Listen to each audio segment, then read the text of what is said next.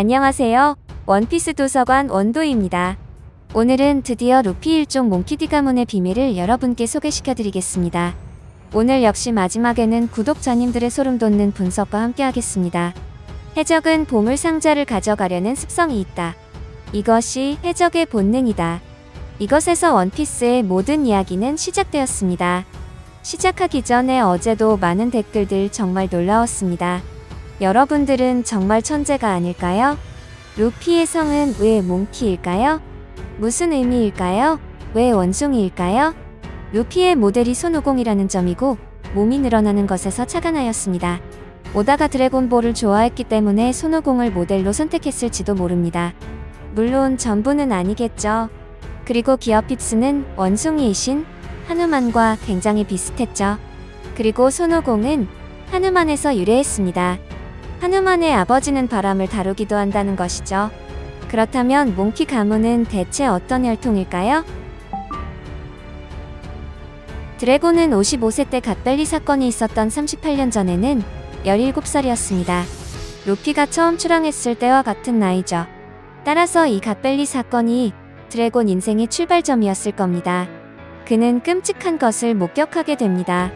이 경험이 앞으로 드래곤의 삶의 방식과 선택에 큰 영향을 미치게 되는데요. 혁명군 총사령관 드래곤은 원래 해병이었지만 해군을 그만둔 이유에 대해 이렇게 말했습니다. 운 나쁘게도 그곳에서 정의를 찾아볼 수 없었다. 이것이 바로 드래곤이 바라본 갓벨리 사건입니다. 이곳 갓벨리에는 이반코프와 지니도 있었고 훗날 혁명군의 간부가 될 인물들이죠. 그리고 쿠마도 있었습니다. 혁명군 간부들은 모두 갓벨리에서 노예였던 겁니다. 서사가 완벽하죠. 갓벨리에는 샤키를 구하기 위해 로저가 등장하고 아내와 자식을 구하러 록스가 등장합니다. 임에게 잘 보이고 싶은 갈링성과 로저를 붙잡고 싶은 가프, 샤본디 제도에 등장했던 최악의 세대의 혈연 관계자들 모두 이곳에 모인 거물들이 한 명도 빠짐없이 집결한 엄청난 사건이었죠. 저는 개인적으로 정상전쟁의 네임밸류를 넘어섰다고 생각합니다. 그리고 갓벨리 이후 그들의 자손들이 현재의 시간대에서 활약하는 것이 바로 원피스 이야기입니다. 그렇다면 보통 로저의 아들인 에이스를 원피스의 주인공으로 삼지 않을까요? 하지만 아니었습니다. 록스의 아들인 티치도 괜찮겠죠? 특별한 혈통이지만 주인공이 아닙니다. 갈링의 아들이자 운명의 아이인 샹크스도 아닙니다. 왜 이런 인물들이 주인공이 아니고 배경 없는 루피가 원피스의 주인공일까 하고 생각하게 되잖아요. 괜찮습니다. 갓벨리 이야기의 진짜 주인공은 드래곤일까요? 붉은 머리의 어머니가 아버지 없는 두 아들을 키우고 있었습니다. 그런데 아버지인 갈링성이 돌아와 소중한 쌍둥이를 데리고 부패한 천룡인의 성지로 돌아가려 합니다. 하지만 어머니는 반대합니다. 어떻게든 두 아들을 구하고 싶어 했죠. 그래서 아직 젊은 해병이었던 드래곤에게 도움을 청했습니다. 천룡인이라는 용에게서 아이들을 지키는 드래곤이라는 이름의 용. 잠깐만요. 이거 뭔가 연결고리가 있는 것일까요? 샹크스의 어머니는 두 아이를 빼앗길 위기에서 드래곤에게 아이들을 구해달라고 부탁했습니다. 그렇다는 것은 갓난아기인 샹크스를 보물상자에 숨긴 것이 바로 드래곤이라는 겁니다.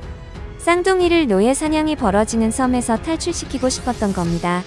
어떻게든 동생은 보물상자에 숨겨 구출에 성공했지만 형은 성지로 끌려가고 말았습니다. 아기 샹크스를 보물상자에 숨긴 것은 드래곤이었습니다. 엄청난 사실이죠. 해병인데도 해적에게 맡기다니 너무 대단한 판단입니다. 여기에서 번뜩이는 판단이 나오죠. 해적은 보물상자를 가져가는 습성이 있으니 천룡인보다는 해적이 낫다는 해병 드래곤의 판단이 있었던 겁니다. 차라리 해적에게 발견되는 편이 낫다고 판단했다는 겁니다.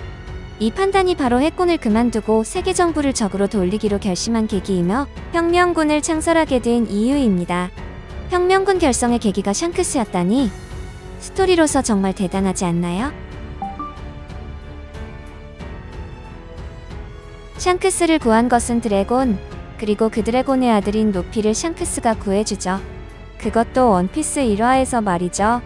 이야기의 시작 자체가 정말 대단합니다. 자신의 인생을 뒤흔든 사건에서 자신이 구해준 아기를 훗날 태어날 자신의 아들이 동경하게 된 것입니다. 게다가 샹크스는 루피의 목숨을 구해주며 갓벨리에서 자신을 구해줬던 드래곤의 빚을 갚은 것입니다. 이 모든 것은 샹크스가 로저에게 발견될 수 있었다는 것은 해적은 보물상자를 보면 가져가는 습성이 있다. 여기에서 출발했다는 것입니다. 혹시 원피스도 아무것도 담겨있지 않은 보물상자가 아닐까요? 그리고 해병이 아이를 해적에게 맡겼다. 이건 정말 엄청난 일입니다. 에피소드의 부제는 운명의 섬이었습니다. 로가 보물상자에 담겼던 것도 운명의 섬이었죠. 부모 곁을 떠나 보물상자 안에서 정처 없이 떠돌았기 때문에 두 사람의 취미는 모두 산책입니다. 이런 점이 통일되어 있는 것도 대단하죠. 거물들이 모인 곳에서 세계 정부의 악행을 목격한 드래곤. 중립적인 입장에서 모든 것을 본 뒤 정의와 악을 판단한 젊은 해병이 어떤 의미에서는 갓벨리의 주인공이며 그의 아들 루피를 주인공으로 삼은 것이 바로 원피스입니다. 진정한 의미의 정의를 꿰뚫어본 유일한 해군. 천룡인을 몰아내는 것은 드래곤일 겁니다. 이번 갓벨리 회상이 공개되기 전까지는 왜 이렇게 드래곤이 천룡인과 세계정부를 싫어했는지 근거가 부족했지만 이제는 아니라는 것입니다. 드래곤이 작중에서 처음 소개된 것은 드럼 왕국편 레벨리에서였습니다. 이르시아 왕국의 타라스 루카스에 의해 언급되었죠. 이르시아 왕국은 그리스가 모델일 겁니다. 그리스어로 탈라사는 바다, 루카스는 빛을 가져오는 자를 의미하기 때문입니다. 그렇다는 건 드래곤이야말로 바다의 빛을 가져오는 자이며 그의 아들이 바로 정의를 수호하는 영웅의 포지션이 되는 것이죠. 비록 해적이지만요. 선악은 세상의 평판이나 겉모습과 일치하지 않는다는 것을 보여줍니다. 그래서 원피스에서는 해군과 해적, 정의와 악이 뒤바뀌어 혼재되어 있습니다.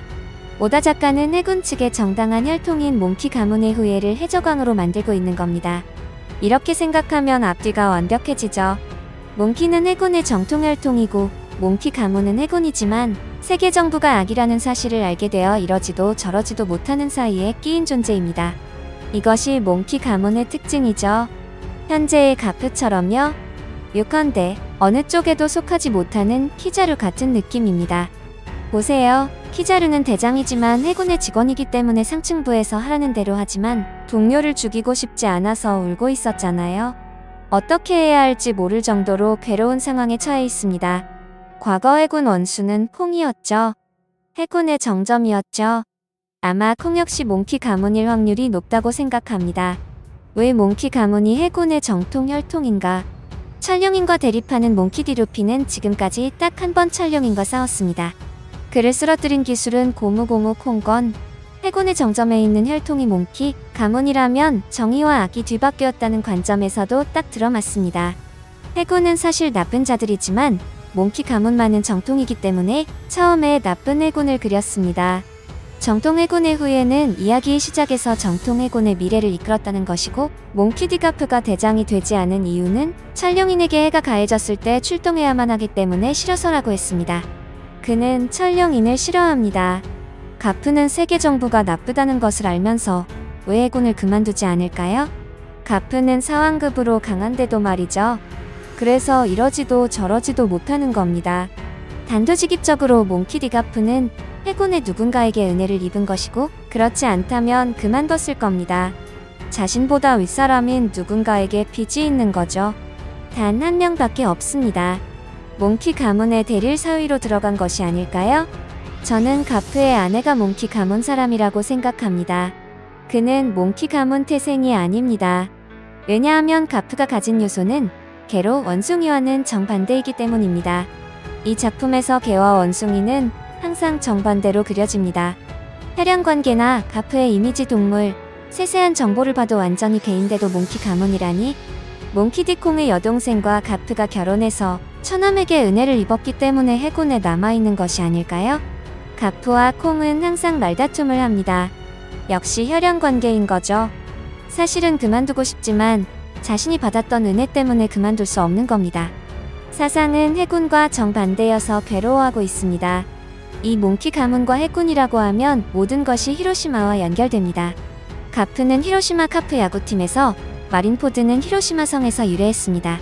과거 제가 여러 번 다뤘었죠.